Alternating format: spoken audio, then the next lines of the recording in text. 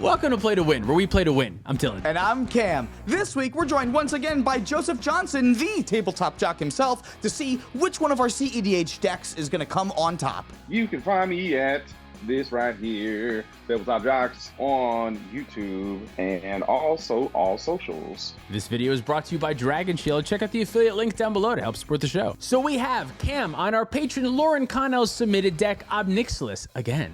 I'm playing Tymna Jessica Nautilus Mad Farm. Joseph is on Sithis Enchantress, and Tyler's playing Perplexing Kinnan.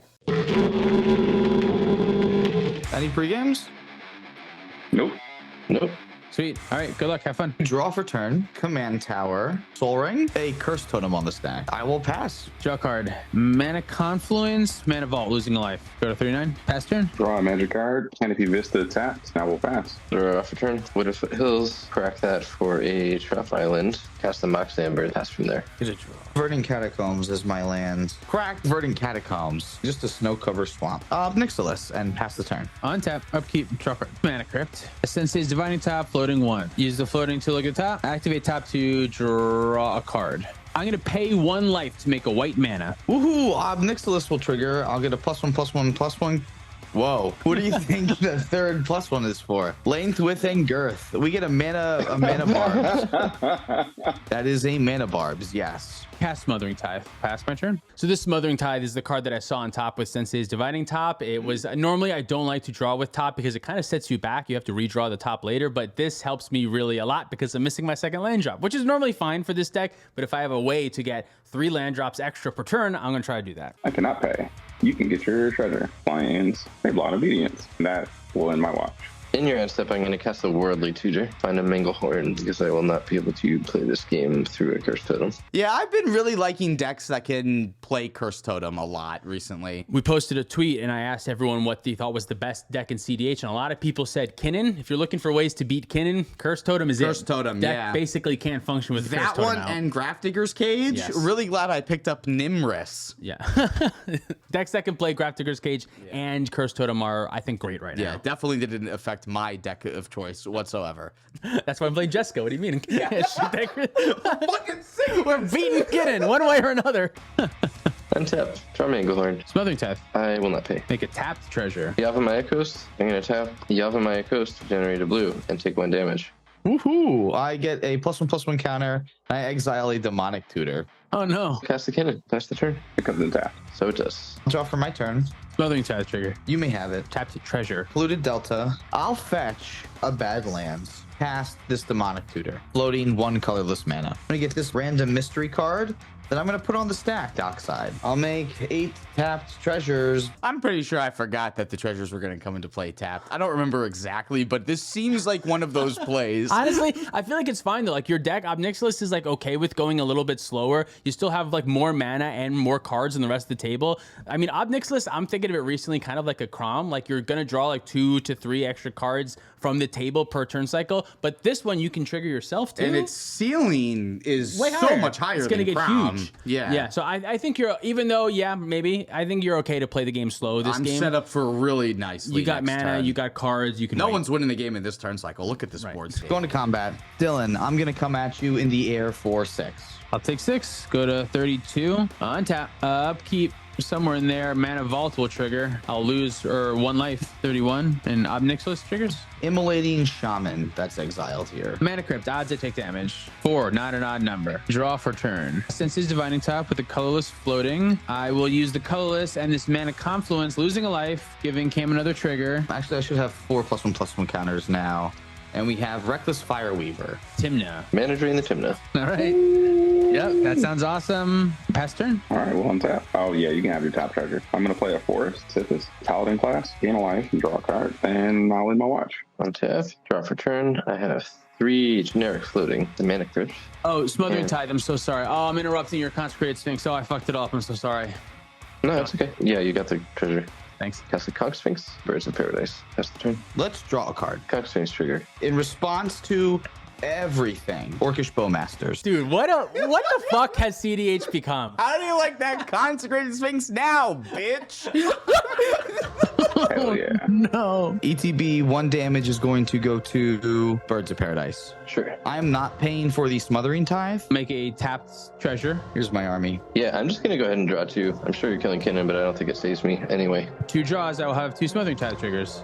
Oh yeah, take them. Go nuts. Nice. Pointing 2 damage at Kinnan, amassing 2 more. Cast this exiled Reckless Fireweaver. Gemstone Caverns as my land for turn. Feed the Swarm, the Consphinx. I will go down to 32 then. Cast a Burning Earth. This Ob Nixilis deck just gets to play some of the most fucking funny cards in all of Magic. I love it so much. And they're actually pretty good. All of them to me read like draw 1 to 3 extra cards per turn cycle plus extra stuff. Mana Barbs and Burning Earth is like draw 20 in a Like turn. I had 3 and 4 mana enchantments. I get you don't want too many of those in your deck or hand, but this deck can definitely play a couple of them, I think, and it seems really good here. Combat. Attack Dylan with a Dockside Extortionist and an Ob Nixilis. So this is 9 damage.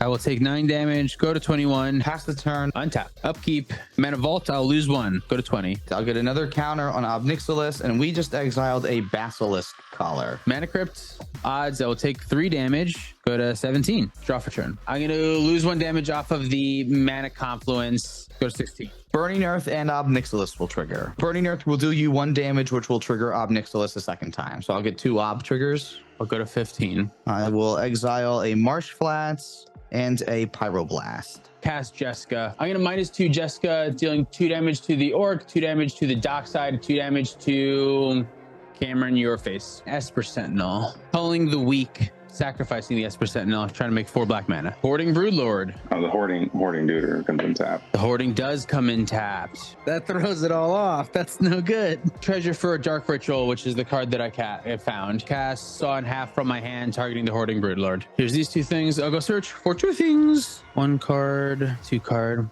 Activate top 2, draw a card, and put top on top. Zoop. Holy hell. That's not the right color. Fuck. Damn it. Yeah. Past turn. I ended up being a mana short because I forgot about the Blind Obedience, of course.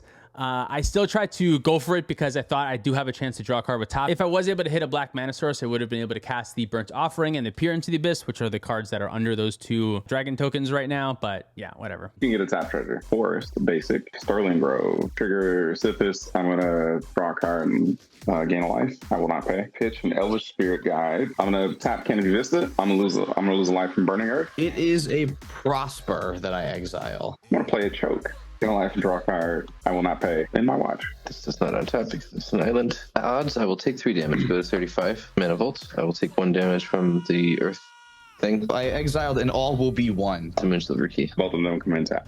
Yep. Nice. Oh, Mana Vault comes in tapped. Hell yeah. Jeez, yeah.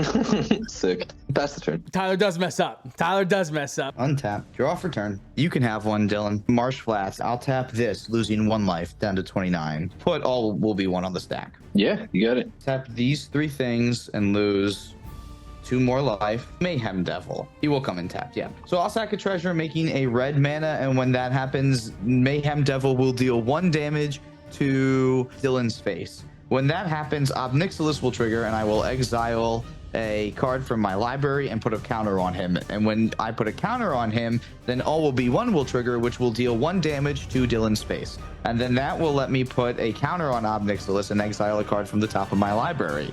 And then that creates a loop where I can deal 1 damage to everyone's face until they all die. I love commanders like this that do a busted thing, draw you a bunch of cards, but also just accidentally get huge. So when the game goes wrong, you can just attack your opponents, and like that can work too. I think so too. This is definitely a slower version of the deck. I have tried my hand at like builds that are faster and play like Final Fortune and Ad Nauseum and stuff like that too. So there's really a lot of flexibility you can have with this commander, and I think that it's just really your play style and what your meta is like for what direction you should go in with your list. Thank you so much for watching. If you'd like to support us directly, you can do so on Patreon, like our $100 patrons. Joey Aarons, SoCal Acura, Stormageddon, Cool Bean Man, Luke Cook, AJ Albosabi, Demon of Rosgrees, Kawaja A. Hamid, Lauren Connell, and Baby G-Bus. If you want to pick up any of our merch, you can do that at playtowinmtg.com. Huge thank you to Dragon Shield, the sponsor of the show. Make sure you go show them your love and support for Play to Win by checking out our affiliate link down below. You can also check us out on Twitter, TikTok, and Instagram for more content. Thank you so much for watching. See you next time. Art thou talking about $50 patrons?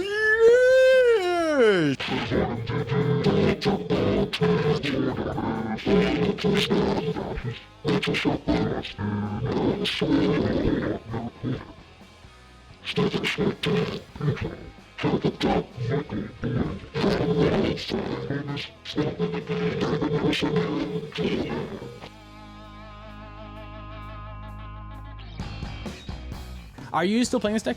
No, because Tyler Dibs. said he wanted to build it, so I was gonna let Tyler build it. If you haven't seen the Quest for the Jank Lord episode featuring us, you better go do that It's after this super video. funny. You should go Fuck check yeah. it out. Loving it.